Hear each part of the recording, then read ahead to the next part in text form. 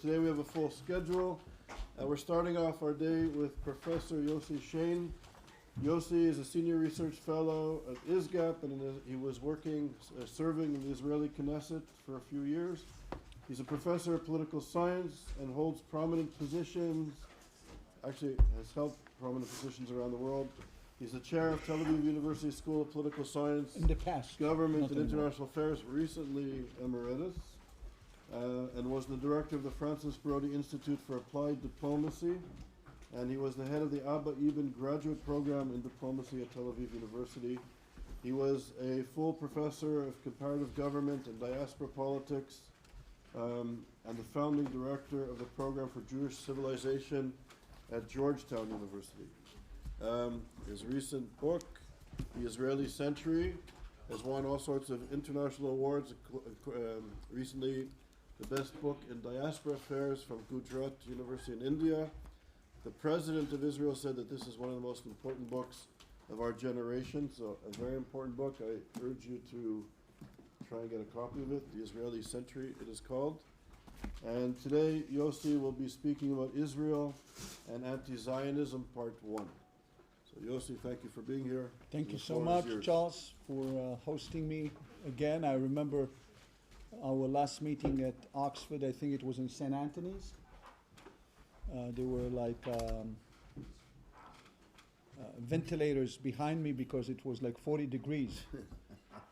And today I'm freezing, so just to show you that things can change.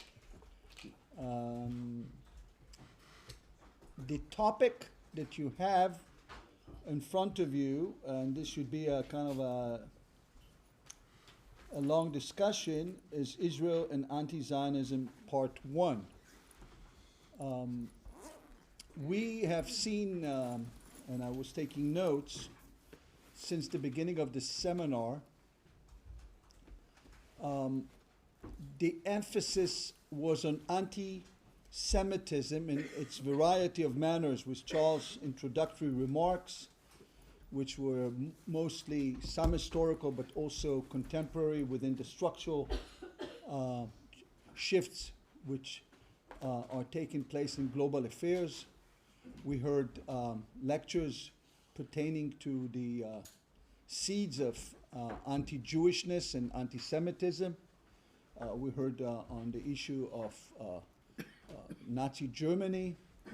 And basically, the discussion has been on anti-Semitism and the legacy of anti-Semitism in two major contexts. I will try to put it as I was thinking about it in the last, from yesterday. One was the historical context of the loss of sovereignty, of Jewish sovereignty in the ancient times. There were two dimensions to Jewish sovereignty, perhaps one in the First Temple era, which ended up with the collapse of the First Temple and the exilic moment of Babylon in the 6th century BC. And that kind of like shifted the whole idea of the Israelites into the Jewish people and their relations to their God and to the idea of monotheism, which was created not only God as one God, but God of history, which has to be explained. It's not that it's a one God that monotheism was all about, but the good sense of the Jews was that here, our God is dictating history. He is conducting history, and therefore he can restore us. If it will be in 70 years, in Jeremiah, and so on, there will be a story. There is a storytelling about the world. And the storytelling about the world was that the world is moving via the agency of the Jews in its relations with God. And the corrective notion of God restoring its people to its land was essential in this story. And also in the story of minorities. The Babylonians restoring the Jews to their land is a very interesting story of allowing the people of Israel to come back and basically settle in their patrimony from God, and Ezra and Nehemiah's return is an essential story about also creating the people in this different fashion and separating the people and creating the precepts of Judaism into the people and discovery of the scripture and so on, all of the stories that we have, of course, historically speaking. And then, of course, one has to understand that the Jewish return to their motherland or to the patrimony after the exilic moment, and prior to that, of course, the separation between Israel and Judea, the collapse of Israel with the Assyrians in the 8th century BC, which kind of led to the dismantling of the brotherhood, the kinship ties, which were prior to that during the Solomonic or Davidic kingdom. What we had is the Judea experiment restored in a different fashion. The Jews coming back to the patrimony were not an independent sovereign nation. There were an outpost of the Persians. They had kind of an autonomy. The building of the temple and the Judaic kind of like notion of practicing of the temple, the sacrifice in the temple, the Kohen, the tafkid of the role of the Kohanim is a major issue of the Jewish history that was without really any statehood, because they were part, of course, and Ezra and Nehemiah, of course, were, as they would say today, working for the Persian for the Persian state, going back and forth. Read Ezra, how many trips he takes, and basically serving the Persian state initially, but they're creating a kind of like a cultural autonomy, which became, of course, subscribed later on to Alexander the Great, and eventually what we have, and this is a very quick kind of like tour, eventually restoring their own sovereignty during the Maccabee period, which in the 2nd century BC all the way to the Herod period. And therefore, Jewish sovereignty and the notion of Jewish sovereignty becoming an important factor in Jewish history. And when Ben Gurion is creating the State of Israel as the founding father, constantly harking back, every member of the Israeli IDF got a small booklet talking about Yehud, our kind of like journey and our mission. And this was like to restore the glory of sovereignty as opposed to the downfall of exile. Exile is the key factor in the psyche of the Jews. That is, that as some scholars would have put it, sort of like the Jews were always a cyclical kind of like, we restore sovereignty and we collapse, and God will restore us because we have sinned against God. We have relations with the Almighty. The Almighty is operating in history, and therefore is the historical God. And the historical God is bringing us back, and the restoration during the Hashmonai period is in the classical case of the Jews restoring themselves, building the temple, albeit with all kind of like relations with their neighbors. There is also geopolitical that you heard yesterday from my good friend Uzi. We spoke about over dinner, Uzi and Charles. So like the geopolitics was always very much present also. To what extent we affect geopolitics. The idea of the Jews also dispersing in diaspora becoming very critical from day one. That is, when the exilic moment arrives, the Jews are not only exiled from their motherland and to be restored, but they're also, the question is to what extent there is any normality about dwelling among the others. Not only being a nation and a state as a congruent concept, two people, the people and the land together governing themselves, but also to what extent they define others by dwelling among the foreigners. And they've been dwelling among the foreigners for ages. In fact, they were critical players in the region, and therefore when we have a revolt eventually against the Romans, what we have, it's the diaspora revolt in 117, 118 AD. This is the diaspora revolt against the Romans, which predated the later revolt of Bar Kokhba against the Romans after the destruction of the Second Temple. Always there is this story of exilic moment and diaspora. How much it's diaspora is the natural term. So this is a new kind of like a regular life. You live among the others, while exile is the failure to consolidate your sovereignty in the land given to you by God, the patrimony, and operating as a realpolitik, as a state, as a sovereign state within the system. This is a very important understanding also, of course, of Zionism in that sense, because the notion of normality, of residing normality among the other nation is a big question. After the collapse of the Second Temple, and after the abysmal failure to revolt against the Romans, which was not such an abysmal, if you look at it, the Jews revolted against the Romans in 133-35 AD. In what has been the most incredible challenge to the Romans ever. This is how Roman historians are describing it. The Romans could barely defeat this revolt. Have to bring soldiers, from where? From Great Britain. All the way from Great Britain to suppress the revolt that took place by Bar Kokhba. And indeed, after that, we are entering a period in Jewish history where the question is discussed oftentimes of anti-Semitism, albeit I would say that already in the time of Herod and his son, the successor to Herod, Agrippa I, which was still governing in a kind of like a short sovereign period in Jerusalem, 4 years sovereignty in Jerusalem, which is the 1st century AD. Prior to the collapse of the temple in 70 AD, we had a short period of Agrippa I, a very powerful period because of his relations with the leadership in Rome, with Claudius and Caligula, and he was raised there.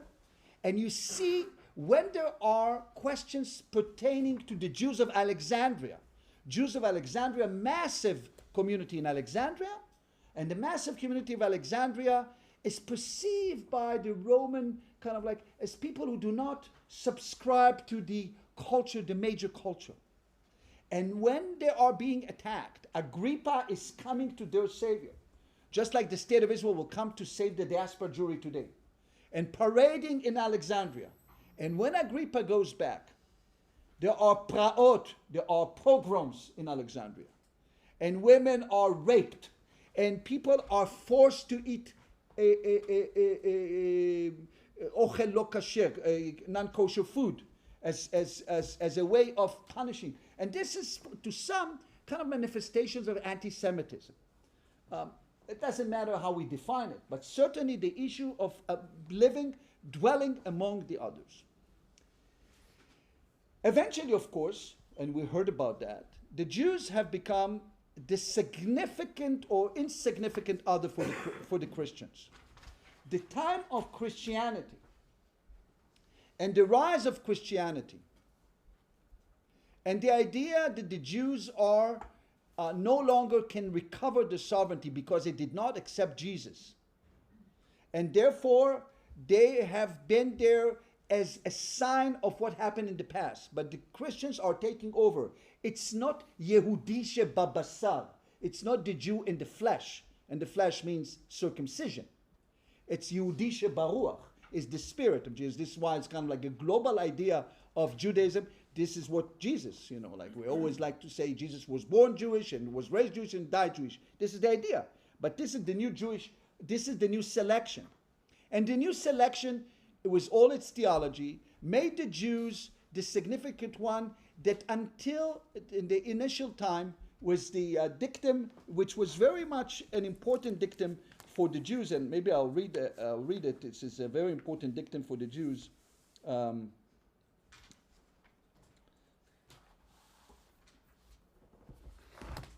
This is don't want to waste time, but maybe I'll find it. If I not find it, I'll move on.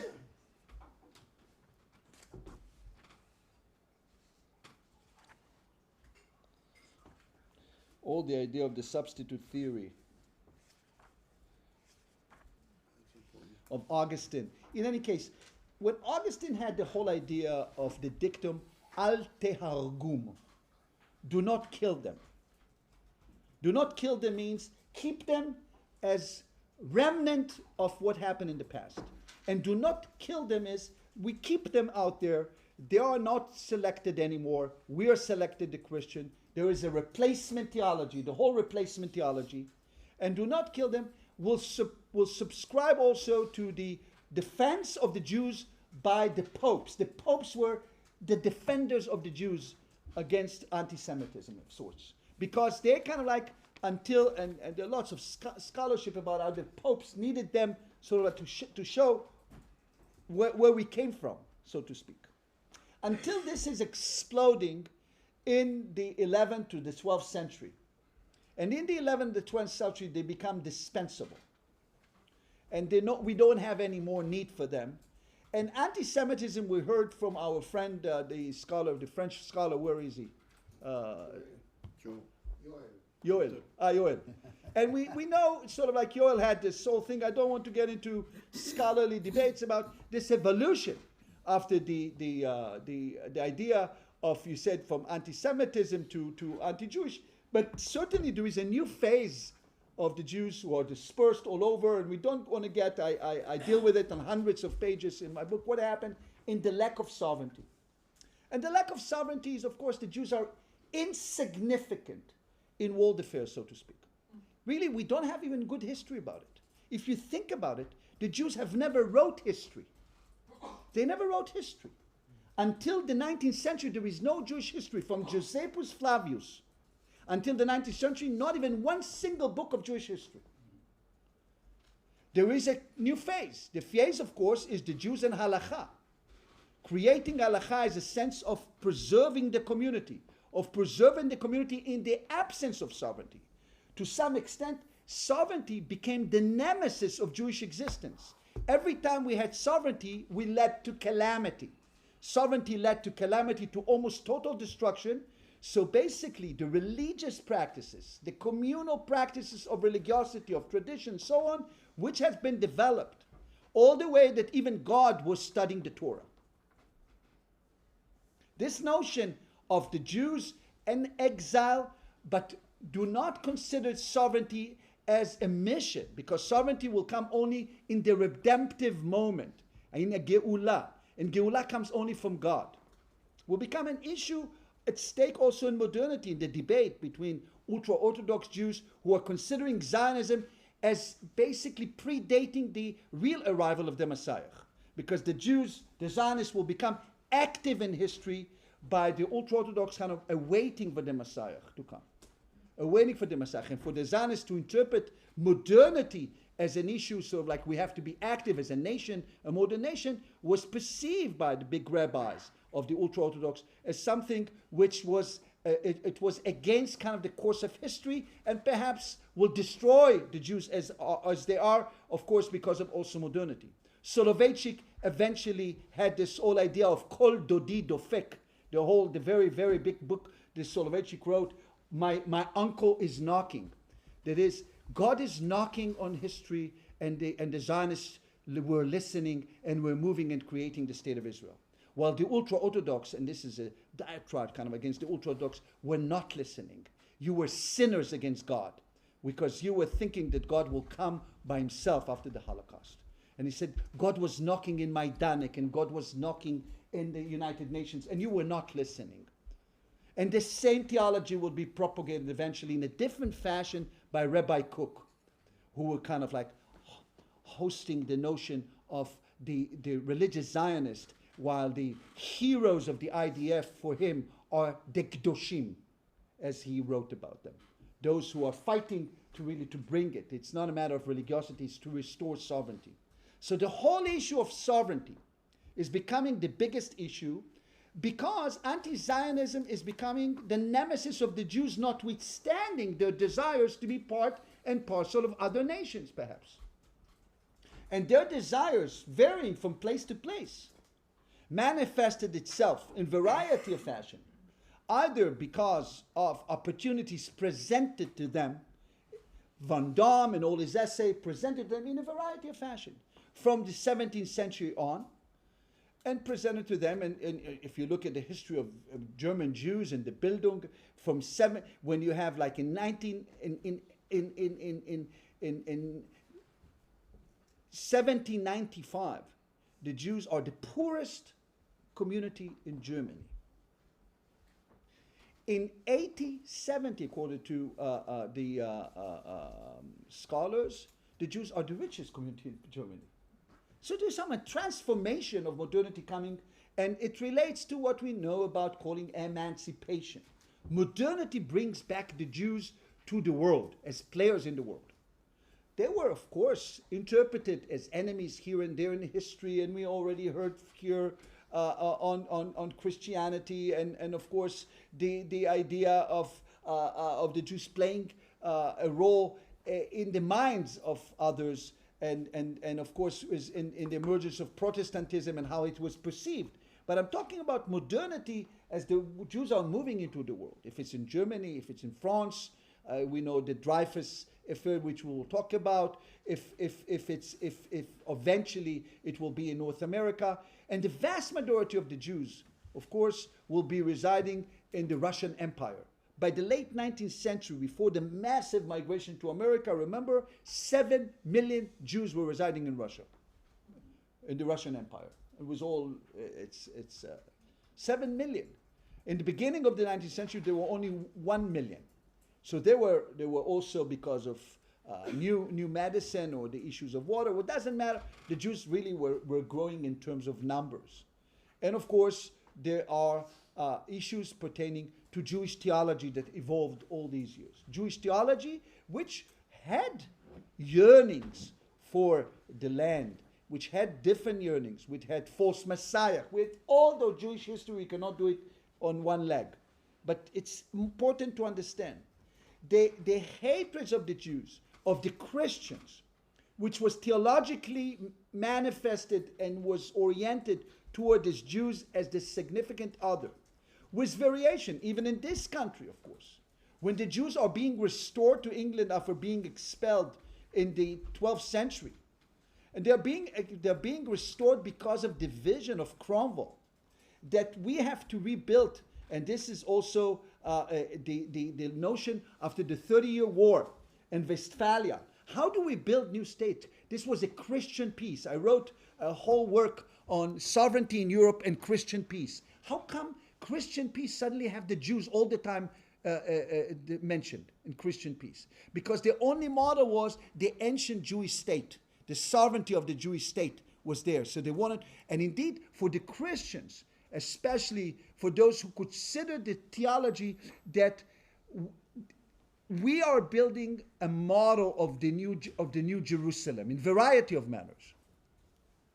And the Jews, even the idea of Jews being restored to their land, will be a sign of the new redemption, the second coming of Christ. And this is until today sort of like the ideology that informs evangelicals. When Donald Trump comes to Jerusalem and inaugurate the new embassy of the Americans in Jerusalem, and being called by the Prime Minister at the time and now, Netanyahu, Cyrus, you're the Cyrus, you're kind of restored. The main list of guests were evangelicals. They didn't like liberal Jews coming. They didn't like. Because liberal Jews kind of like assimilationist. But the allies, as they are defined, and I was present in the definition, where these are the people who are like kind of like understand the gravity of Jewish sovereignty. Anti-Zionism, of course, becoming a disease, despite the idea that Christianity is subsiding, that there is no death of Christianity. God is not dead, notwithstanding Nietzsche. But certainly the questions which were emerging in modernity regarding the Jews were completely different questions as I described them at length. with Penzler and other scholars. First of all, the economic Jew. The role of the economic Jew. The Jew is a social deviant. And eventually, of course, the threats of the Jews in emancipation. Emancipation as a way of allowing the Jews to be part and parcel of citizenship. We are all citizens, and France is the key. From the time that Napoleon is enshrining emancipation in the country he occupies, there are already warnings. Think about it. Already in 1808, the Catholic leadership come to Napoleon and warning him about granting emancipation. But he granted emancipation. What he does is basically creating the consistoire.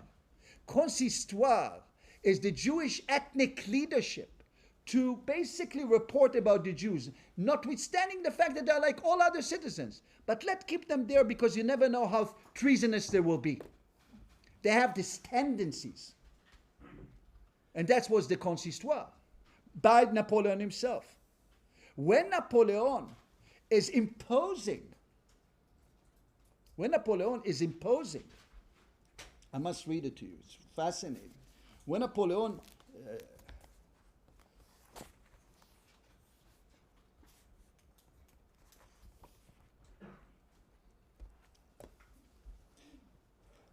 is imposing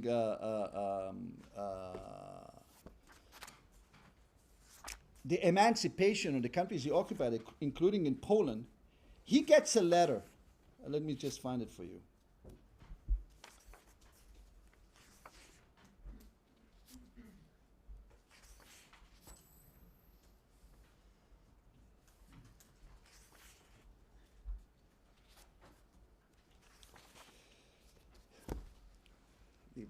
He gets a letter from the Jewish community in Warsaw, and they appeal to his emissary and say, we cannot, because once you are emancipated, you become a full-fledged citizen, regular citizen.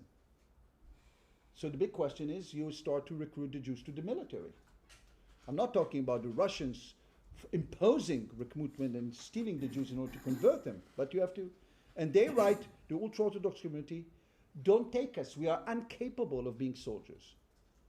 And he delays, and I have these letters, I found these letters, amazing letters.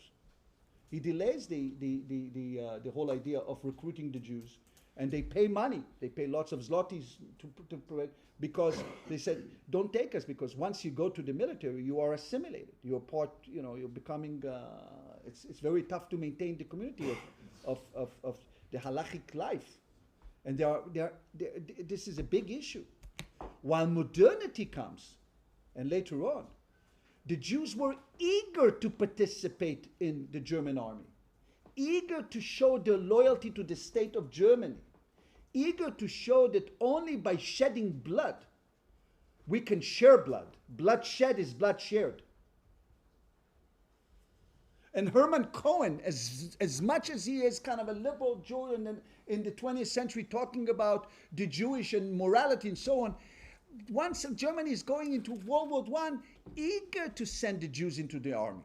Because only like that we will die for our motherland, Germany, that no one will suspect that we are disloyal.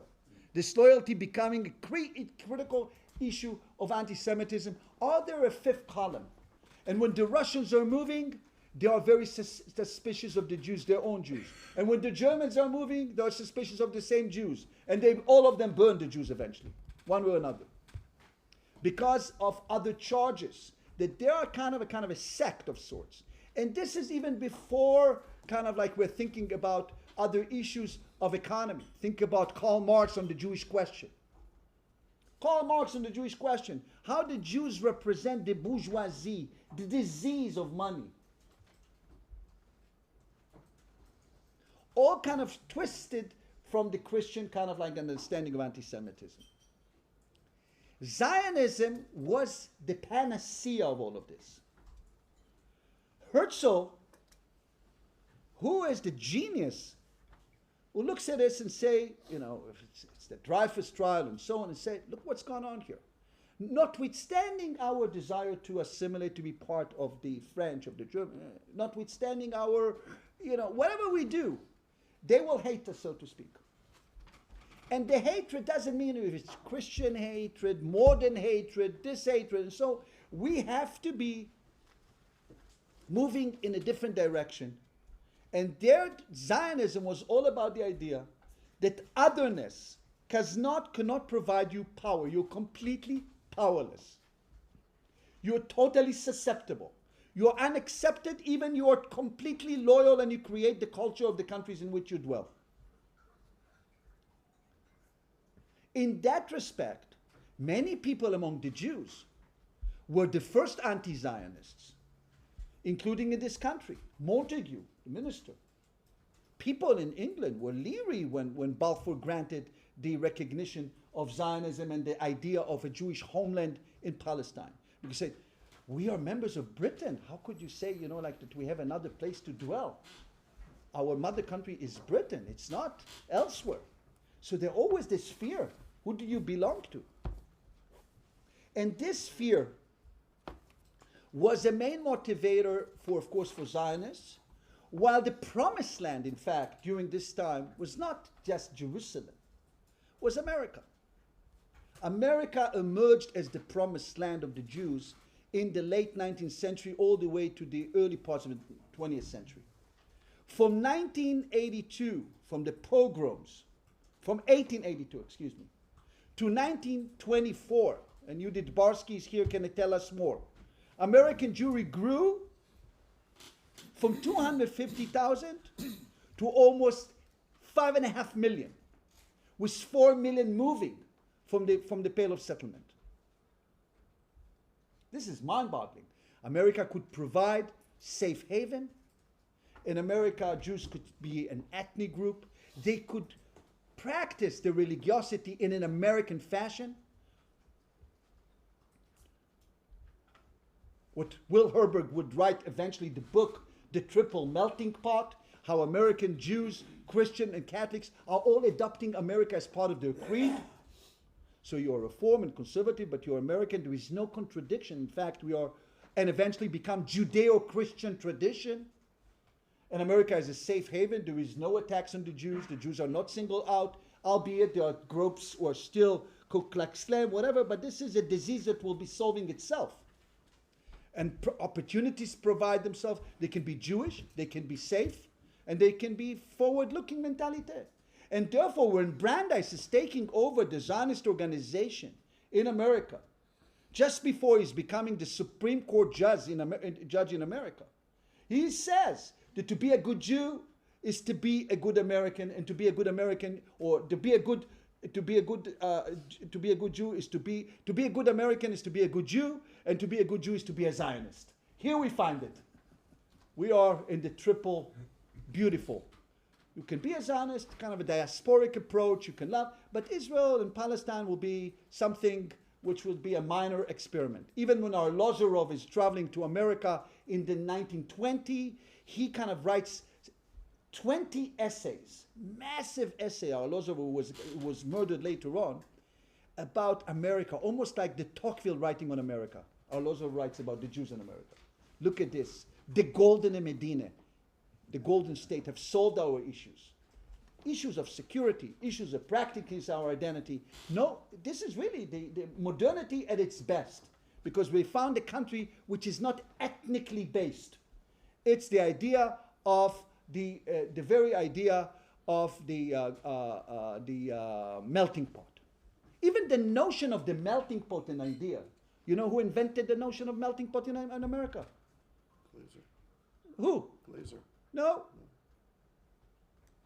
Israel Zangwill, the Zionist activist. He wrote a play, The Melting Pot, celebrating his life in America. And the president of America sitting in the crowd saying, "Thank you, Mr. Zangwill," from the balcony, for representing America. The ideal of America is the ideal of the Jews. Here we are. And Zangwill was the one who was also looking for Uganda as a solution, with Herzl himself. So you see, America was like, and now when Charles is talking about Anti-Semitism on campuses and the awakening of anti-Semitism, BDS, different story. Zionism will emerge eventually as the solution for Jews who cannot go to America. But when Zionism triumphed, and we began with 600,000 Jews in Palestine, this is quite remarkable. In 75 years, the Israeli century has been created. With the vast majority of the Jews now reside in Israel, and Israel no longer looks to the uncle of America, but the uncle of America often looks to the uncle from Tel Aviv. Quite an amazing journey. And the startup nation, and the fact that what I write about, how the Jews supposed to be global only when they live without power. Jewish power become most important. What distinguishes Zionism from anything else, the Jewish power. Those who rise to kill you, we kill them. We change Jewish morality. We no longer think about Jewish morality as universal morality. Realpolitik. They come to kill us, we kill them. They come to our borders, we do what we need to do. We think like a sovereign state. Sovereignty informs everything. And sovereignty in form of everything, it doesn't mean that we become pedestrian and just like people who are raising oranges and so on, as we did in the beginning. We can also be global, which is a genius. We can be the high-tech nation that traveled all over the world, including to Palo Alto, to build America and to be second on NASDAQ. And at the same time, we can be warriors. What an achievement. The most triumphant moment in Jewish history. A Jewish state, Jewish sovereignty, that everybody who hates us, so they hate us. Israel didn't deal even with anti-Semitism to work itself out. How it will work itself out? Abraham Accords. Basically, they see how strong we are. They don't sign peace deal with us, as Uzi will say, because we are weak. They sign peace deal with us because we bring technology, we bring doctors, we bring innovation, we bring security, and we can even defeat Iran. What else you need? And we defeated the Arab state who wanted to kill us, and we killed them instead. Exactly like that. So anti-Semitism is becoming kind of like remnants of anti-Semitism, becoming, of course, the diaspora relations of the Jews as a minority here and there. You know, they're hated, they're here and there. In Paris, with the Muslims coming, in Islamic jihadists here, they are hated because of some Christian right remaining, you name it, all kind of variation. Or because of just different, whatever it is, but just biases. We have a psychologist here. All kind of hatreds can be in other countries. But Israel, as a bastion of power, how can it be hated? So of course there were Soviet Jewry issues and Soviet anti-Semitism. We have a scholar about that, and the Jews, of course, managed to let my people go, and Sharansky is part of ISGAP. We had all movements. I cannot give you everything. But basically, Israel is the security of Israel. And when Israel will be strong, the Jews will be strong, especially since there is a law of return and every Jew can come to Israel. Eventually, there is a safe haven. So you may have some crazy guys like Corbijn in this country and suddenly hate the Jews. You know, the Jews can tell stories about themselves. What is anti-Semitism? Hating the Jews more than necessary. These are Jewish jokes. But Corbijn suddenly becomes, and he hates the Jews much more than necessary. He's like visceral. It's like hatred of Jews. I met with the labor leadership just 2 weeks ago in Jerusalem. They came to, I had dinner with them, we talked, and they are completely different labor leadership, trying really to speak in a different fashion and about shame about what happened with Corbijn and this kind of type of anti-Semitism. I don't say it will not rise again in different fashion. And we see. And that affects the Jews. The Jews who are dwelling. But the number of Jews who are dwelling among, not in Israel, has dwindled. In England, for example, we are numbering today at 290,000. At best. In France, we are at 400,000 at best. With many of them are Boeing Aliyah. 1 foot in Israel, 1 foot in France. America, of course, remains the largest segment of Jewry that outside Israel. Different numbers. According to the American Jewish Committee, 5.4 million and so on. And of course, Russian Jews, Ukrainian Jews, they're all coming to Israel. This is the land that is always open. Calamity will befall in France, we're coming. Calamity will be kind of present itself, we're coming. So the Zionist creed has been indeed safe haven to the Jews. Safe haven to the Jews. With the definition of the Jews as the Jews were defined in modernity. Why? Because the Jews in modernity were no longer defined as religious Jews, ultra-Orthodox Jews. They were defined, as you said before, on a racial base, on an economic base, indistinguishable. So they're Jews. And indeed, the Jews in the diaspora, they don't, if you look at Putnam's book, American Grace, and how Jews are defined in the United States, you see, they're kind of like a much hybrid kind of concept than what it is about, like, what are the Jews? There's so many levels of Jewishness, so to speak, religious-wise, ethnic-wise. Are you celebrating Passover? Are you mentioning Hanukkah? Are you having a trip to Israel? All lots of things happening. Not all the Jews were happy with the Zionist success. One has to understand. For some, it was, as I said before, was the idea, the Zionist idea of a Jewish state, a modern Jewish state, with a modern Jewish creed, which means the Jews are living in a sovereign state, they're practicing their tradition in a variety of fashion, but it's not a religious state. There is no constitution, there is no separation between state and religion in Israel in a constitutional fashion. So for many of, especially the ultra-Orthodox, were unhappy about it because they saw it as a way, but the Holocaust presented this disaster to the Jews that all of them were wiped out and were perished in the Holocaust. So there was an acceptance of sorts, but gradual acceptance, not acceptance as legitimacy to the Zionist state. Therefore, when Ben-Gurion struck the deal with the ultra-Orthodox and gave them exemption from serving and studying and so on, kind of like for him, as he himself mentioned, was a tourist attraction. Eventually they will dissipate. This cannot bring with modernity anything. This is how Ben-Gurion saw it in his writings. And he said, we cannot yet have a constitution, and the constitution is not yet ready because we are a nation emerging.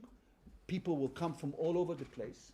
And indeed, majority of Jews, of course, today of Israel is, I don't know if majority, but large segment of the Jews are coming from Arab and Muslim countries, which were, for whom there was no modernity in the same sense, with the exception perhaps of the Jewry of Algiers, which were they did Crémière. They had like the emancipation mode when the French moved to Algiers. The Moroccan Jews did not have that. They were subject of the king. Tunisians had it in a different fashion. But the vast majority of the Jews of the Muslim countries, with some exception of Iraqis, who talked about Iraq, Uzi, did not have modernity introduced to them.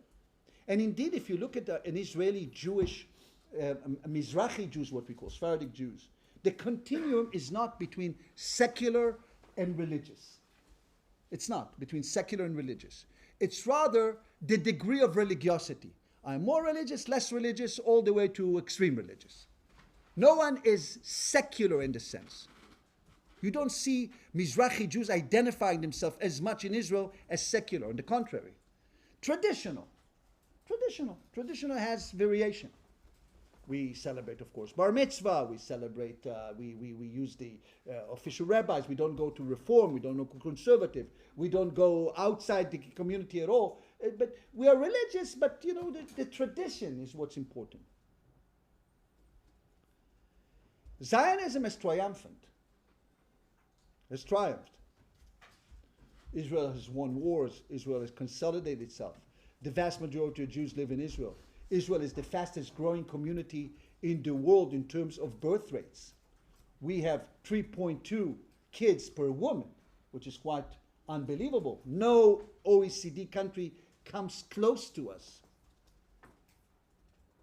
We have been attractive in many countries. We have been conducting ourselves in a fashion that Israel is interesting. We have shades and colors between the gay parade in Tel Aviv, which attracts 200,000, and Jerusalem, the city of religiosity between modernity and religion, we kind of find this kind of like an attraction of colors, the rainbow Jewishness. And this is where we are now, with the elephant in the room. The elephant in the room. And the elephant is as huge as they come. Because the legacy of exile that the Jews destroyed themselves is constantly being discussed in Israel. Netanyahu's major speech in 2018, will we survive more than 80 years? That's his speech. That's his speech. We never survive more than 75. Will we survive 80 years? And lo and behold, in the last 6 months, Israel is exploding. And all the demons are out. And no one discusses anti-Semitism. But what they discuss in Israel? How we ate ourselves. And it doesn't matter which camp will be. How we ate ourselves. And will we survive? When I read the last week's survey, which drives me nuts, but I read it, 68% of Israelis believe that a civil war is imminent in Israel. They don't deal with anti-Semitism on campuses with Charles. You know what Miami has, and 20% of Jews accepted in, where they were accepted once at Yale. I come from Yale, and now 6%. Who the hell cares, Charles? While in Penn, I saw the data that you showed. I know this data. In Penn, it rose, right? Well, look at the data. At the same time at Penn, we went from 14% to 20%. And 20% is a lot, Charles. The Jewish community in America, 5.4 million out of 330 million. To have 20%, this in itself brings anti-Semitism. Think about it. This in itself, people say, how can it be that there are only a minuscule 1.5% of the population and have 20% in an Ivy League school? We know this story. I remember sitting at Yale in classes. And I was, as an Israeli, I was absolutely unaware of anti-Semitism. I'm telling you, I grew up in a Zionist home with power in mind. You know, I used to look down at those anti-Semitism. These are for those exilic people who didn't come to Palestine to fight like my father in the War of Independence. All my life, kind of like, okay, we can do it. We don't need anyone, we fight. And I remember sitting there. It was like almost in the 19th century. And I remember suddenly a professor says, of economics, you know, it's all because of these Goldbergs and Friedmans and so on who are taking money. And what did he say? And I said, I kind of as an Israeli, I said, excuse me, sir, was this an anti-Semitic remark? And it was quiet in the class. I remember that, I never forget that. And he retracted his claim. I said, I'm an Israeli, I'm not used to it, but if it is, you're an asshole. This is what I said as a student. This is exactly what I said, I swear to God. And the guy, and it was quiet in the class, he said, who is this chutzpah Israeli? Because we grew up believing that we take power in our hands. We grew up believing that all of this language of kind of like timidity, and you know, like I spoke with my friends here in New Zealand this morning about whether we hide our Jewishness or not, we wear it with pride. We won the 6-Day War, we won the 56 War, we won, albeit in 73 War, we went to the war in 80. We go to wars. We don't talk talks, we go to wars. That's how it is. It's power. It's power what defines us, and with power we can achieve everything, including global presence. And we will have relations with India, and I will travel to Gujarat, and I will travel to China, and I travel to the world. And everybody will open their doors or two. I was just in Japan and say, wow, these Jews are amazing. And when they talk about the Jews, they talk about the Israelis. It's together. They don't separate. Because they think, wow, look at this alliance. And David Bernstein sits here and he knows. And he knows when we were in the, there was a woman here from Azerbaijan. Where is she? Hi. Two women. From Turin. I remember Azerbaijanis. We started to, and the AJC, working with Azerbaijan in 907. And David knows, with the American Jewish Committee, and we did the great work about bringing, and with Israel, weapons. Believe me, we did a great job about kind of bringing to the Azerbaijani. Yoav Galan just came back from Azerbaijan last week, our defense minister. And I remember Aliyev coming to the AJC office, and my friend tells me, you see, Aliyev stands here in front of the window of the AJC's office, and he sees, I don't know, it was like the Washington Post there or whatever it is. Mm-hmm. Remember? Right next door. Just right next door. And he looks at this and he said, wow, Israel's so strong. The Jewish Americans control the media. Here's the Washington Post. The Jews are so strong. Here is the alliance. American Jewry and Israeli Jewry, unimpeachable. This is the big alliance of power. They kind of like, and then Walt and Mearsheimer will write the diatribe of anti-Semitism about the Jewish lobby. Look at these guys. They took over America. They took over America and so on. When I wrote my book, Marketing the American Creed Abroad, Huntington was trying to kind of attack me on this, kind of like about Israel, and so eventually apologizing. But we and American Jews suddenly empowered each other. When Ellen Dershowitz wrote his book, Chutzpah, in 1991, he said, we no longer hide. It's not Shande, it's chutzpah. We gotta move on. Why we move on? Because Zionism is on our side. Zionism and the State of Israel showed us what power is all about. And all those people who hate the Jews, so be it. As others will be less polite in saying what so be it is. That's it. America's strategic alliance with Israel is not out of weakness, it's out of fear. Or out of fear.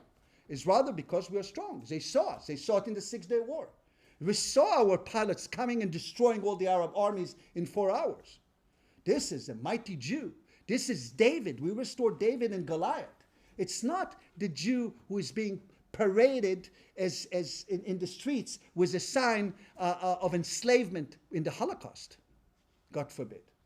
We have restored the honor of Judaism and Jews in the sovereignty. Sovereignty has been the key for restoring the diseases of anti-Zionism, of anti-Semitism.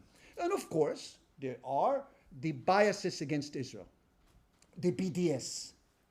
And the BDS, and you mentioned Edward Said, and we had when I was a student, Edward Said came and, okay, we don't take it lightly, even though Israel took it lightly. For many years, Israel ignored anti-Semitism. When Begin was speaking to Abe Foxman, the head of the ADL, about Abe Foxman came to Begin when Begin signed the deal with Egypt, the peace treaty with Egypt, and told him, Prime Minister, look at this, you're signing with Egypt. While in Egypt, there are TV series of blood libel against the Jews, of the Jews burning kids. The Jews are doing awful things, and you have to tell them that. Begin told to a Foxman said, it's a bilateral relation, it will work itself out. It will work itself out. And indeed, from time to time, it reappears. It reappears with ISIS, it reappears with the Islamic jihadists, and of course, our big nemesis, the Iranians, who hate us in a visceral fashion. And we have to defeat them. And we said, we will not allow them to have an atomic bomb. Why? Because we're going to bomb them. That's what we said. That's what they say. Therefore, the big elephant in the room is what happened to us. What is the story of Zionism? How can it be that Zionism of the power that we described is going astray and the Jews of Israel are hating each other?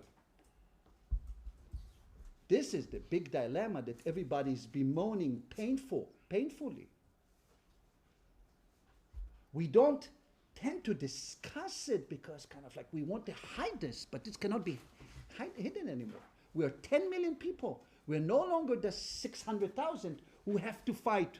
Suddenly, we have in Israel a case in point in the last 6-7 months where you see ruptures in society, when you see pilots, when you see warriors who say, if this will not be a democracy, notwithstanding the political debate in Israel, that's what they say. We're not going to be here. While others are saying, if this will not be a state that we want, let's say a more Jewish state, let's say whatever is religious, we will fight in a different fashion. And they are at each other's throat. I've been witnessing this for quite some time and writing about it. Because these demons have been with us for a long time. But as demons are, they don't always explode. They take their time, they saturate, and suddenly something ignites them and they happened. The last election perhaps, and I'm not talking about what happened. This is what happened, however. And this explosion is raising many, many questions about the Jewish identity of the Zionist project. What will be the Zionist project? For some in the Knesset, including in the Knesset, when I speak from the podium of the Knesset, the most honorable place for me to stand, as I said in my first speech in the Knesset, I was trembling, I'm telling you. It was so emotional for me to speak. I spoke about the Jewish home, a Bayit Israeli. What is our Bayit? What is our home? And next to the podium on the right, there is the portrait of Herzl, the visionary of Zionism. And when I mention Herzl, a member of the Knesset will tell me, don't mention this guy, he is an assimilationist. An assault on Zionism in the Knesset. And we have an assault on Zionism in Israel as Zionism was constructed. And this is a huge debate inside Israel.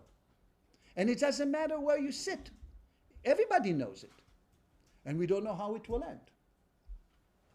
So what is at stake here? What is the question to be asked? The question to be asked is, in the absence in Israel right now, there is also legal question, division of between the judiciary, the legislator, the executive, and so on, all those democratic issues that people are discussing. But there's something much more fundamental that people know, they feel it in their bones. It's not by chance that these issues, also ethnicity, Mizrahi Jews, Sephardic Jews, ultra-Orthodox, the religious Zionist, and many streams in the religious Zionists, including the Ben Gvir and Smotrich and the settlements and so on, all of these issues, people understand. These are different schools of thought, and many people already. 10 million people is not a small nation. And what led the melting pot happen in the beginning was as Ben Gurion had it. The IDF, the security forces. Because we all knew that we have to defend our country, notwithstanding our rivalries. We, first of all, have an outside enemy. We have the Arabs, the Arab-Israeli conflict. We have the Palestinian. We have Palestinian terror. We have the nemesis of the BDS. We have all of them. We know when they hate us. And we know how to react. We don't hide the hatred or trying to go down. We fight. But, as Uzi told us yesterday, there were some confusions also on the road.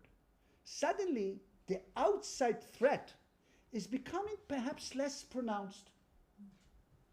Iran and the nuclear weapon is okay. I mean, it's an abysmal kind of scenario of Iran and nuclear weapon. The whole world is going in flames. It's not, as Israel always said, it's not just an Israeli issue. It's the Gulf issue, it's an American issue, it's the European issue. I was in charge on the relation of the Knesset with the European Union. I traveled to Europe all the time in Brussels. I went to Brussels, I meet with the people. And people say, the Europeans are anti-Semitic. I didn't find them anti-Semitic. I don't think they knew even what I was talking about. Once I explained to them, we had discussion. Some of them had propensities because the Palestinians have their own theories about colonialism and so on. So they were trying to drive a wedge.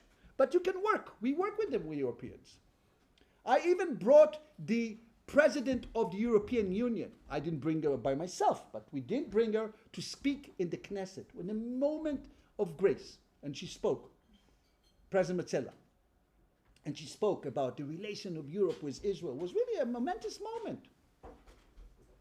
And we have signed peace deals with Egypt and with Jordan. And we have enlarged it in the Abraham Accords. And we're even talking about enlarging it to Saudi Arabia. And even Pakistanis are approaching. I've been approached by Pakistanis for several years now. And we have had incredible relations with India. We have been. So what happened is, in some respect, and the Palestinian issue seemed to be not subsiding, but the Israelis who were divided on the peace in the 1990s between the Oslo supporters and non-Oslo were awakened to the stream of suicide bombers in the Second Intifada, and many of them said, "I'm not peace schmees. They cannot control themselves. They are murderers. We deal with it differently with Sharon." And we deal with them differently meant that the Israelis said, "Okay, we will have to work it out, but we don't have any visions which are not realistic." Israelis are realistic. This is what it is. Now, suddenly, the idea of the enemies, as Uzi describes it, and Uzi even tells us that remember we said from top down, there are somewhat in Egypt, or reconstructing their own kind of like not to hate the Jews as they did in books. When I went to the European Union, we worked on Palestinian books in schools of hating the Jews. And we, secretly doing this work, the European passed against this and sanctioned it. Not that the Europeans are saints, but they did. We started to work. So lo and behold, this is coming now to the point with the demography in Israel, the structural shifts in Israel. 26% of Israeli first graders, I'm sitting on the Committee of Education in the Knesset. I was in charge in the Knesset on the Subcommittee for Higher Education, deeply involved. 26% are ultra-Orthodox kids. So where Israel is going, people are asking. Where the budgets will go. How Israel will look like. What will be the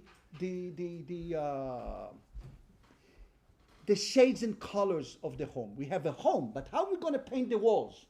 Are painting the walls is something minimum, or are painting the walls, maybe the walls will collapse on us, as people will say?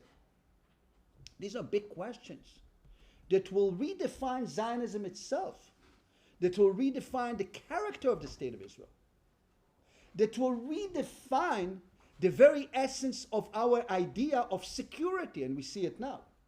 What security and where this security stops? Tough question to ask, and not everybody likes when questions are asked, but if they're not asked, you're stupid.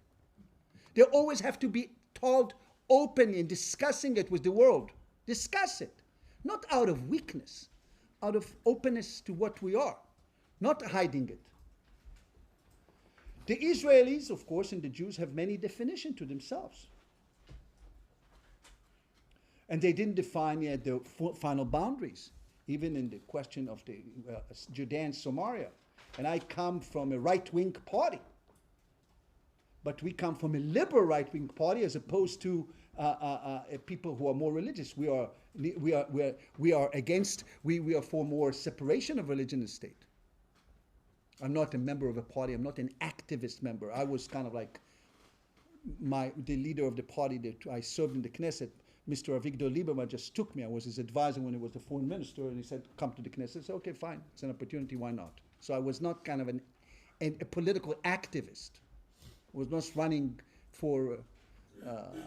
but these are big issues to be discussed. And they will define more than anything else the sense of our enemies, how weak we are, how powerful we are. This will define anti-Semitism into the future. If Israel, God forbid, is weak and perceived to be weak internally, others may be emboldened. And the diaspora, it reverberates. Because what is the relations of the diaspora to Israel? And we had the chok of the national law. Outside the state, but inside the nation. But what type of a nation this? And we have in Israel, however, inside the state, but outside the nation. We have the Druze fighting alongside the Israeli Jews, shedding their blood, and then they are not part of the nation. And they protest. Said, how come you have passed the national law? Why you passed it without including us? Is this an exclusionary law? Are you a racist? I'm not talking about Arabs. who do not serve by law also? Lots of questions like that. Because everything is now, I think, concentrating on the sovereignty. The sovereignty of the Jews were always informing everything the Jews have done in history. When the Jews had sovereignty, it emanates. I write in my book about the Second Temple era and the time of sovereignty, how everything stemmed from Jerusalem. Jerusalem was a magnet for the diaspora. Everything, Jerusalem was the magnet, the powerful magnet. Of course, the First Temple era is not, the data is not, we don't have the data as much, and I'm not going to go into interpretations, but it's clear when a sovereign state is strong.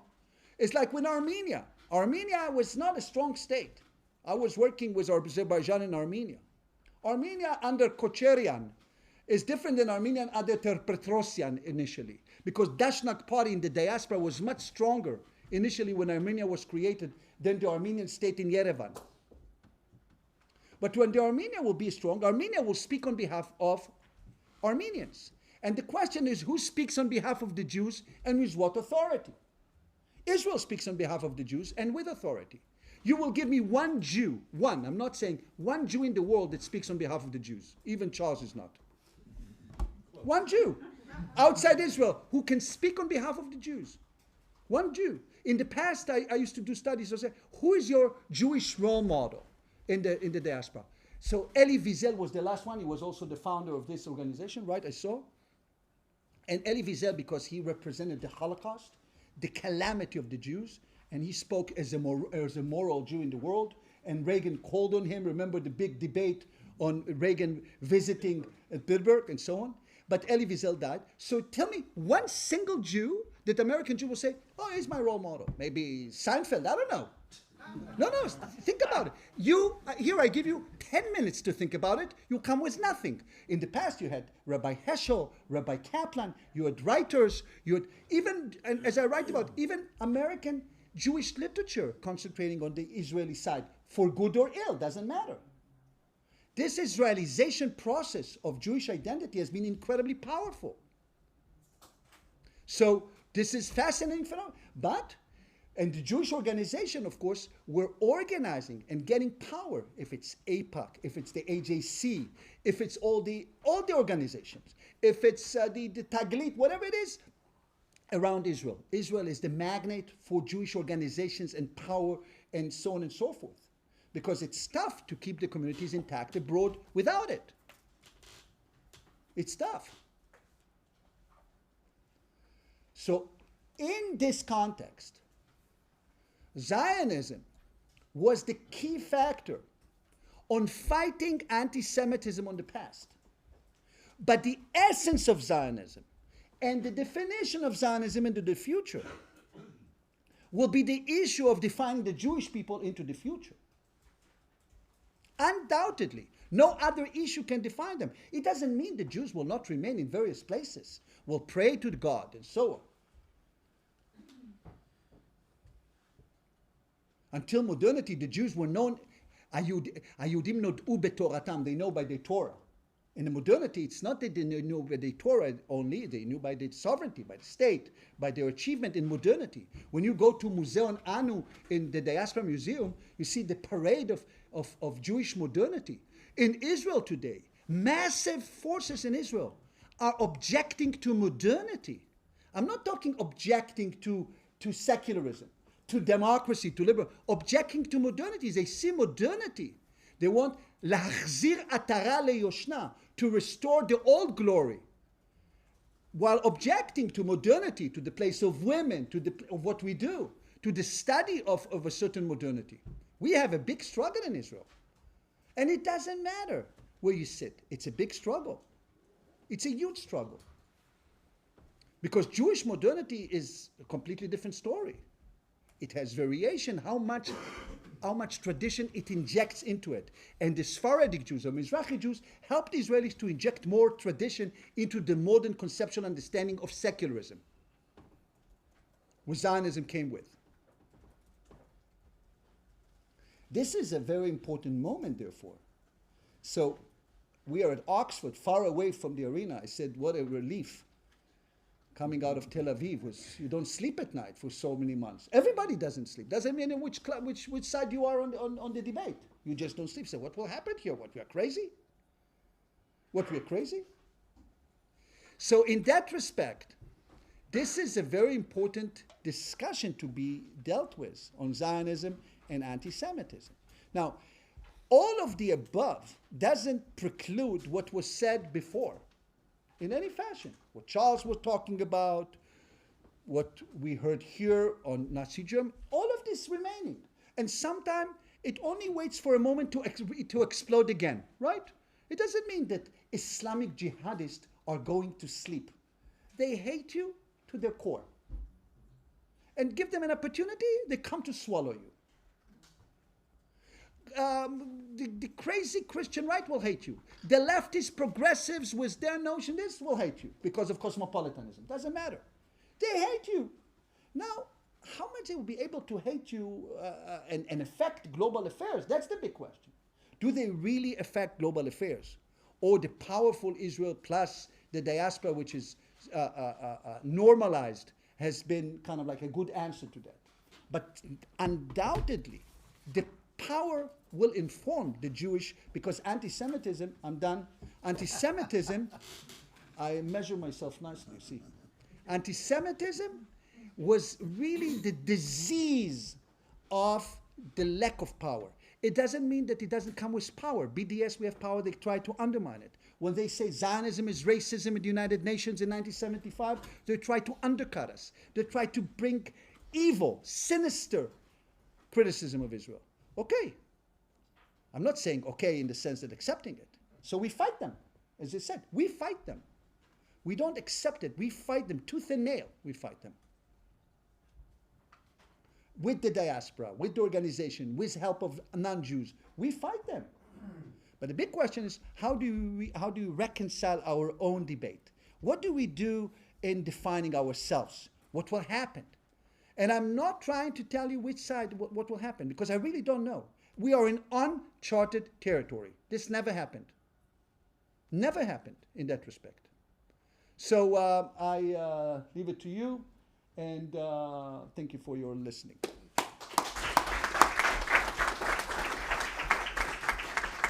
Thank you, Yossi. So a lot of questions. So, Professor Kohlbrenner. So first of all, thank you.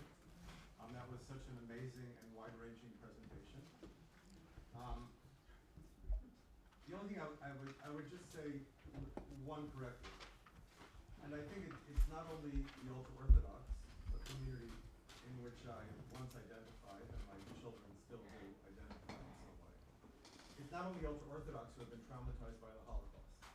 I think as a historian, you really brought out the extent to which the Korban, the destruction of the first temple, the destruction of the second temple, decisive. And if you look at the rabbis of the early Second Temple period, all of their work is reflected by what Yossi talks about, exile and trauma. And Jews, Israelis especially, not only on the right, all of us are in that state of continued trauma. Modernity has not been kind to anyone. The ultra-Orthodox are like in Noah's Ark, protecting themselves, not letting anything in. Without going into the very complex situation in Israel right now, I think part of the problem with progressives in Israel right now, which I consider myself one, is that there is a notion that the progressive Judaism is somehow independent from the Orthodox Judaism. And without going into that, I think this is really an ISGAP point, is Jews have survived over the centuries because disagreement has always meant to be continued.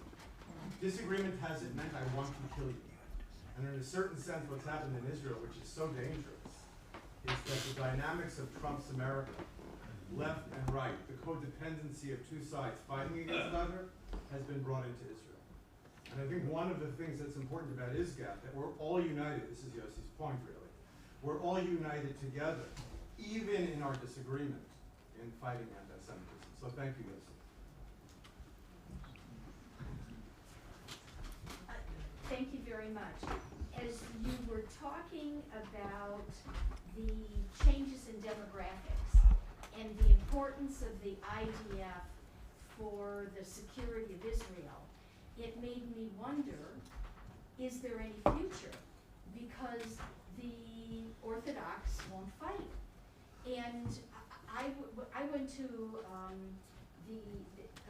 they have a solidarity conference every November, and I went to the solidarity conference, and there was somebody from the Knesset arguing with somebody from one of the Arab parties, and they were screaming at each other, and the woman from the Knesset said, so you won't serve in the army, so do service. And the woman from the Arab party would refuse to talk about why they won't do service. So if you can't have that, and the Orthodox won't serve in the IDF, is there any future? Look, first of all, Orthodox is a Orthodox serve in the idea. Orthodox is a broad term. There are many Jewish Orthodox religious Zionists, of course, serving in the army in large numbers. And there are many people also on the question of the ultra, of the Haredi, what we call Haredi, are also serving. 87% do not serve, or doesn't matter, but we don't know. These are processes that have to take place. I can tell you the discussions we had in the last Knesset. It's not just serving in the army, it's about modernity. In the last Knesset, and this is because this is something that's close to my heart, lots of negotiations about core curriculum, what you study. There's no secular studies. You don't study math, you don't study English, you don't study computer science. So we wanted to encourage this, what we call, in addition to what we call core studies of Zionism, of course not. And we had a negotiation with the Rebbe from Belz. The Rebbe from Belz represent 15% of the ultra-Orthodox community in the Knesset. They have a member of Knesset named Chaver Knesset, member of Knesset Eichler. And the finance minister, the education minister, what's her name, Shasha Biton, I was facilitating.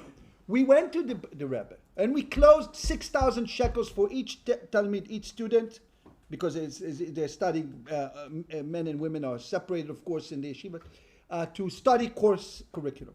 This government came and immediately erased it, because the ultra-Orthodox much stronger, those who are much more sect, doesn't want this integration. Now, how it will be, I don't know, uncharted territory. In my opinion, it can go either way. I don't have questions. People ask me, I don't have answers. I have questions. I don't have answers. I am a student not only of diaspora politics, I've studied for years regime transitions all over the world. I've written books about regime transitions. I wrote 2 volumes called Between States about transitions to democracy from South Africa to Latin America to the Southern Cone, all the way to Afghanistan, to Namibia, you name it. And I did it for running on this. And I was studying civil wars. As a scholar I'm talking about. One should never underestimate. We say the sky's the limit. One should never underestimate how deep is the abyss. Israelis, as someone in Washington told me, have a death wish. I'm telling you this, as they say, no hiding. I said, what do you mean? He said, look, you don't know where to stop. We don't know where to stop. I don't know. The political echelon has to stop. How we will do it. Not everything fixes itself.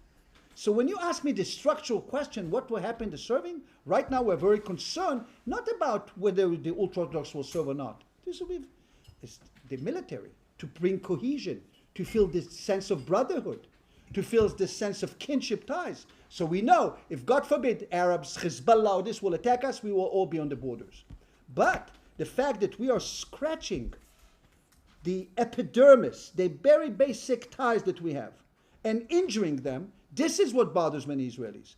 Can we repair it? The sense of kinship, with all the variation, that you're ready to die for this. People say, I'm not ready to die for you anymore. I will not. This is going to be dangerous. So this is a moment of truth that we don't know how it will be. Anyone who tells you that he or she knows, I will say, okay, good luck. But I certainly don't know. As for the structural issues, whether they will serve or not, it's one of the issues. For example, There will be something which will explode quickly now. There is a law propagated by the ultra-Orthodox parties that will enshrine the fact that they will not go to the army, but will be compensated as those who will go to the army. I can tell you, if this law will pass, the country will go in flames. I can tell you, it will go in flames. I speak to the people all over. So this is the law that they're proposing. This is the next law when the session is continuing. Because right now they're power hungry. They think they can pass any laws. 136 laws they put on the table. And it's not because I'm from the opposition. It's not, believe me. I negotiate with all of them. I can be on all sides because I told you I'm not kind of a lefty. They say, oh, he's a left or this or that. No, on the contrary. You know, I'm someone, you know, who could be serving under Bibi. He asked me even. You know, so what? In the past. I'm telling you, it's a question of debate that people have to weigh in and show leadership. Israel is now lacking leadership. Lacking leadership. To say, okay, I take this ship. You know, we need a captain and say, okay, let's take the ship, relax a bit, see all these issues, which are very difficult issues. I'm not saying these are, but let's see. We don't want, God forbid, to undermine the sovereign moment that we have. And to be speaking, you know, like almost wishful thinking about that we will again go into exile. In my book, I wrote that it's not a possibility. Just in order to justify my book, I want this peace. I don't want my book to be, you know, obsolete before it sold 100,000 copies, right? This will be in itself a disaster. I have a question. So, Yossi, so yesterday I was speaking about globalization and neoliberalism and how the states are becoming weaker and societies are fragmenting in this sort of postmodern age. So to what extent is Israel going through this process which is linked to kind of global economic, social, political, cultural processes associated with neoliberalism where the state is weakening, social cohesion and cultural identity is fragmenting? So are we, the Jewish people, so unique that we're out of this space and we don't understand or we're not connected to these processes which are affecting every society in the world that you can think of? Look, states are failing. The United States is first world countries are fragmenting. So I'm not a structuralist. I must disappoint you. I'm not a structuralist. it's not a question of structuralism. There are global processes happening. This is structuralism. Structuralism is global processes and processes. I'm of the opinion the structures are very important and they're changing. But I'm also, as a political scientist, I'm also, and I've written books, this is my approach, it's a scholarly approach. I'm a great believer in agency.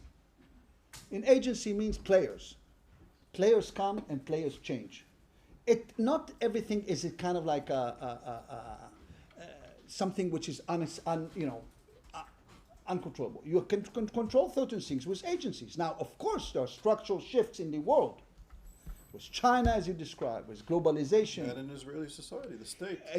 The state in Israel, the national identity is not, the state has been shifting, as I said, because there is a growth in the state. It's not just a structure. There's a growth, population growth, economic growth. We have arrived last year to $50,000 GDP per capita. This is unheard of. This year, because of the crisis, we're going to dwindle to 40,000. This will be a huge decline of 20,000 of 20%. Because of what? Because of our inner fighting. Investment in high tech in Israel dropped 68% in the last 7 months. Because of what?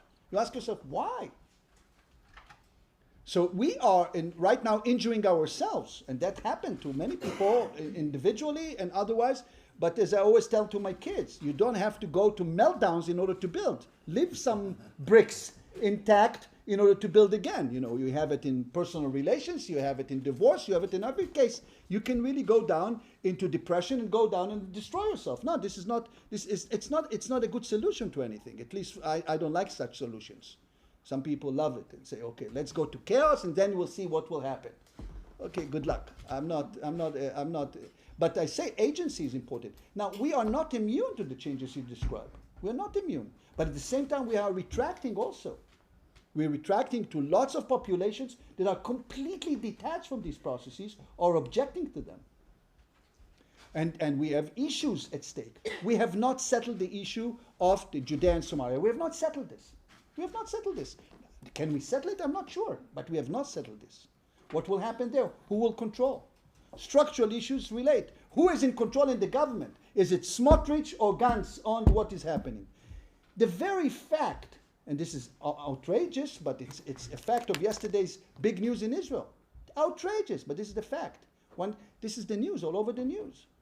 That the spokesperson of the army, the official spokesperson, will say the Jewish terrorism is endangering the state of Israel. Jewish terrorism, he said. He didn't say Palestinian terrorism. People say, oh, gee, what's going on here? Now, we know what Palestinian terrorism is. We know what Hamas is all about. We know the enemies. But, how much we know ourselves, how far we can go, what will happen with the security forces. This is something that I'm bothered. I never bothered about the enemies. I know them. I never give them good grades. Never. In my class, they are either failing or failing big time. They hate the Jews. We know. It's very clear. There is clarity. Us versus them is clear. Think about it. The us versus them was all about Zionism. The nation state defined itself in two ways. Us versus them, as Carl Schmitt, the German, would have it in wartime. Me and my enemy. This is what it's all about. And of course, in the modern time, the political scientists would have it sort of like the idea of the allocation of values. What Max Weber would have, the legal rational state. The legal rational state can run itself. It's like the legality, it's the economy. You don't need leaders. Who knows who is the leader of Denmark? You have any idea who is the leader of Denmark? It's not a quiz, but let's make it a quiz. No, it doesn't matter. Danish economy runs. There's no us versus them. There is no fights over there. But us versus them is critical when you have outside enemies, when you have power. And in Israel, the balances have shifted in a certain fashion. Now, whether it's the structural issues of the world, I'm sure we are affected by what is happening, by ideology, by exposure. But we still retain an amazing degree of patriotism, the Israelis, and an amazing degree of cohesion because of the family structure. Israel is a small country, relatively, geographically. People are still celebrating Friday night dinners, which is quite an amazing phenomenon. So they keep the community intact. They are not globalists. Even those who are high-tech people, as I write about them in my book, they are high-tech people representing Israel. They're always there for Israel. There's like this network of Israelis. You see Israelis, traveling wherever. My daughter is now, who knows where she is, doing yoga in Panama. She said, where are you doing yoga? All of us Israelis. We just have Shabbat dinner. It's very interesting. In Brazil, you have Shabbat dinner. Here, you have Chabad this. This is where they are. They're running in herds. They kind of like they love the country. They are attached to they have passion, and passion is important for patriotism. But they also know how to hate each other with passion. She was waiting for a long time. Excuse me, I see who's. Go ahead. Thank you. This is a slightly different question. From our perspective in dealing with anti-Semitism and the connection with anti-Zionism, like in New Zealand, I would say anti-Zionism is probably one of the major forms of anti-Semitism. The thesis you've sort of promoted about this notion of power, that is the very reason that Israel is hated in New Zealand, is because they're seen as powerful and that they're oppressing Palestinians who are the underdogs. I don't know if you know that too, or the oppressed. And so the narrative that you have as Israelis, which I love Israelis, love Israel, I love that narrative, but it's like in order to deal with anti-Semitism in New Zealand, we need a different narrative, because the narrative of power, it just feeds more anti-Semitism and anti-Zionism. One thing I can tell you, whatever we will do, will not do to adjust ourselves to New Zealand. I understand that. Believe me. Whatever they, I come to Canada. I'm not saying to you. I come to Canada. I meet in Canada. I said we have to meet with also not only the supporters of Israel. We come to them. We go into the room. I said, okay, what's your story? I said, what's your story?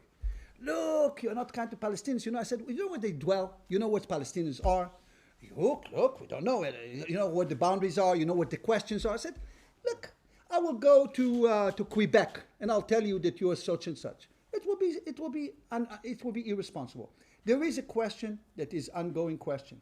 How the New Zealanders and how those who are telling stories in New Zealand, or how those who are telling stories in South Africa, when I go to South Africa, and are basically telling me it's apartheid, it's apartheid, it's apartheid. I said, what do you know?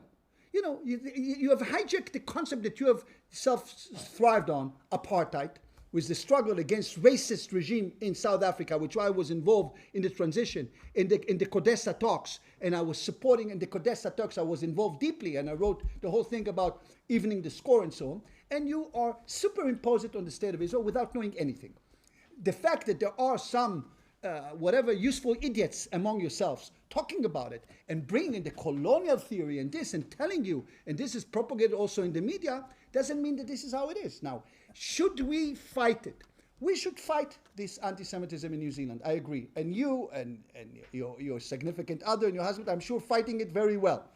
But is this kind of a priority of the Israeli Foreign Ministry? No, it's not. I'm as far as someone who served an Israeli foreign ministry, was going all over the world. It's not. Now, is this a problem when we are having in Europe? Yes. Is this a problem if we will have it in America? Yes. Are we hated in places like in China? We're not. We're not hated in India. I was in Gujarat now. Now, it doesn't mean that we take lightly because Israel loved to be loved. So I always said I said about the Arabs, the Arabs have made a huge mistake historically hating the Jews. Think about any Arab who declared that they love us and ready to make peace with us, we're immediately ready to make love to them. Think about it. Anyone who declared that they loved us and ready, Sadat come to Jerusalem, goodbye, we love you, goodbye. If Assad would have come, we would have been without the Golan Heights, I can assure you. If only the stupid would come, if only Arafat would know how to make peace with Israel and sign the Oslo Agreement and say, no war anymore, we will never do this, we will do it, you will see Israel say, fine, we love, and immediately they will be friends and we'll go to think about it. In one day, we opened up to the Abraham Accord, no room on any flights to Dubai or to Abu Dhabi. More Israelis in Abu Dhabi than in Jerusalem. I mean, think about shopping. Israelis are suckers for love. I'm telling you, because they were kind of a pariah state they felt. So I'm not saying that we can solve anything. I'm not, and I really have no idea about New Zealand. I'm not saying it condescendingly, on the contrary. I just don't know. But it cannot be a priority. And to say that Israel's power, what do you think? Okay, Israel will be weak. We're going to be softy. Well, it's not really about that. It's about the narrative. The narrative, we cannot change the narrative. The narrative is all about power. They should know that we are powerful. I do not hide the narrative of power. On the contrary, I heighten the narrative of power. No, I was in Denmark. I can tell you. I was in Denmark. I was sent to Denmark. I was invited to Denmark, University of Roskilde. Roskilde is just next to Copenhagen. I was one of the referees for a PhD. The guy wrote a PhD on the West Bank and so on. We had dinner after that. The minister of infrastructure came on a bicycle with his wife. She came with a car. And they said to me, I'll never forget it. I said, so how are you? We sit over dinner.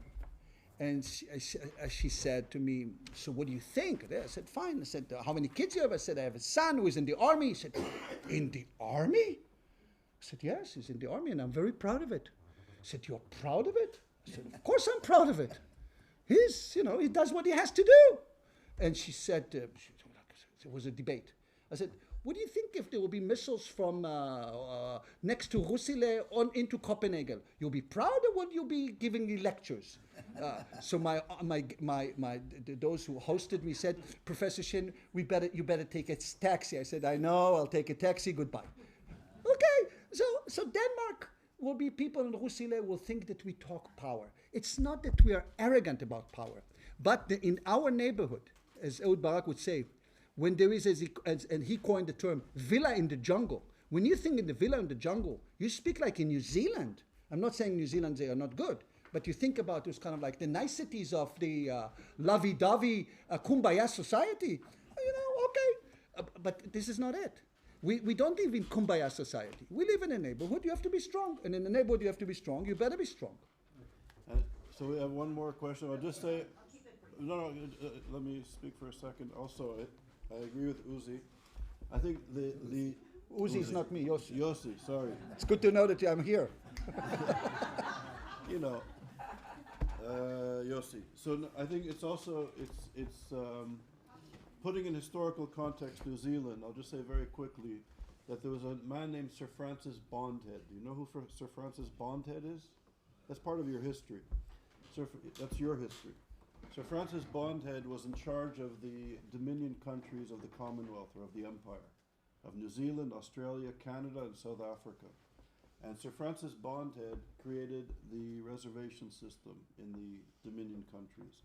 And General Smuts and Verwoerd went to Canada to see what the Canadian, or the British people in what is now Canada, how they created reservation systems for the indigenous people. And Verwoerd and Smuts, the architects of apartheid, went back to South Africa to create the Bantu stance. Same thing happened in Australia, same thing happened in New Zealand. So the staggering magnitude of British colonialism, forget the Belgian colonialism, the French colonialism, the Portuguese, the Spanish, the enslavement, right? We could go on and on. 85% of the world's landmass was controlled by these colonial settlers at one point. So I think the New Zealanders have a lot of their own issues to deal with and to put things straight in their own history and to deal with their problems. And it's fascinating that the descendants of European colonialism and the civilizing process will now focus on the Jew, the strong Jew, finally the strong Jew, finally, thank God, the strong Jew, right? That we have become the incarnation of the white supremacist colonial apartheid, the hypocrisy and the ahistorical anti-Semitism. To me, it's mind-boggling. And the longer you repeat a lie, people, I guess, start to believe it. But it's a lie. And the New Zealanders and the Canadians, we have our own homework to do, in my humble opinion. Anyway. And that was my point. I think that what Dr. Trotter is bringing to the table is not just in New Zealand, it's pervasive. For sure. It's dangerous. Yeah. And the problem isn't so much for Israelis, it's diasporic. Yes, problem I agree. Because people are being hurt. Yeah. Because of the perception now of all Jews as all powerful, all white, all wealthy, all oppressors. Now people are being attacked for being Jewish. Yeah. Everywhere. Yeah. Right? So this isn't your problem, it's ours. Yeah. And here we are looking for solutions to fight back and to say that, well, we have power now and now you see us as oppressors and that's hypocritical. Go study is not going to help. But let me just one more. First of all, this is a We very have important. 2 minutes and then we have to Okay, have coffee. this is coffee is much more important than anti-Semitism. Much more. Think about it. Can people survive without coffee? No. Without anti-Semitism, they can bear it. But it's a joke. But in any case, I think what you make a point is a very important point. There is what we call over here and over there. I write about it in my books on diasporas. The fact that the diaspora, things that are happening in Israel and the issues are reverberating abroad, doesn't mean that we have to be indifferent to them. On the contrary, we have to be, and we have a minister of diaspora. The fact that our minister of diaspora is an idiot is a different story. That the ADL, head of the ADL, called Netanyahu and said, the minister of diaspora, this is what happened 2 weeks ago. Abe Foxman calls Netanyahu, right to Netanyahu, and said, fire the minister of diaspora because he hates the Jews. This is what he calls. Now, this is a different story. It's internal politics. It's indeed the case when the anti-Semitism, as Charles makes the point, that is generated and and blame the Jews for over being powerful and using their minority status by sort of adjusting it to what their story of Israel power, as you say, so like that this is oppressive power, whatever, is a problem. Now, who can solve it? It's a big question. I don't have an answer. Who can solve it? Because what does it mean solving it? Many Jews in the diaspora, in France, in England, and so on, and many places, were injured by it. Sometimes badly injured by the narrative, or by the narrative from the right, because they are cosmopolitans. You know, like when you have an assassination, like you had in Pennsylvania, it didn't come from the it can go from either side. The leadership of the Jewish people abroad, whether they can deal with it or not, I don't know. You have some people who are active in this. The state of Israel has been active in defending the diaspora in its own ways. For example, and I'm not telling a secret, it's in my book, so it's already covered everything. The Israeli Security Agency for ages defended diaspora communities against terrorist activities. We have been injured in Argentina. We have been injured in France. We've been injured in the United States. In many places, Jews were attacked. And we consider the kinship ties. Israel has by law, we have the 13th clause in the Penal Code of Israel that anyone who harmed Jews because they are Jewish are enemies of the state of Israel. Extraterritorial law. And I cannot tell you how we act when needed to be acting, because it's not always simple, this business. We had it in Mumbai, we had it in many places. Now, how to change the narrative, how to change the atmosphere. And I was on campuses, I run on campuses and in this country and many countries for decades against BDS, fighting it tooth and nail, sometimes with bodyguards running.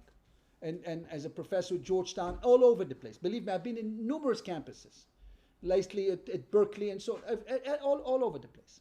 I'm not saying you have to do the work. You have to do the work. We have been better at that. You have to mobilize the forces. You know, organizations in America are quite mobilized. The World Jewish Congress, American Jewish Committee, David Harris, who's now vice president here, is a brilliant activist on this issue. Many. To tell you that you can solve it because of saying to Israel, please behave differently. You know, could you please, because I'm not proposing. But the question is what? What needs to be done? This is a big question that is over there. It's not over here, the point I'm talking about. Okay, and then Yossi, thank you. Thank you. A lot of food for thought. I just want to say I think your work is brilliant. The book is very important, and thank you. Thank you. And we have another lecture with Yossi I don't later. think I can deliver more. We'll see. So tea break today.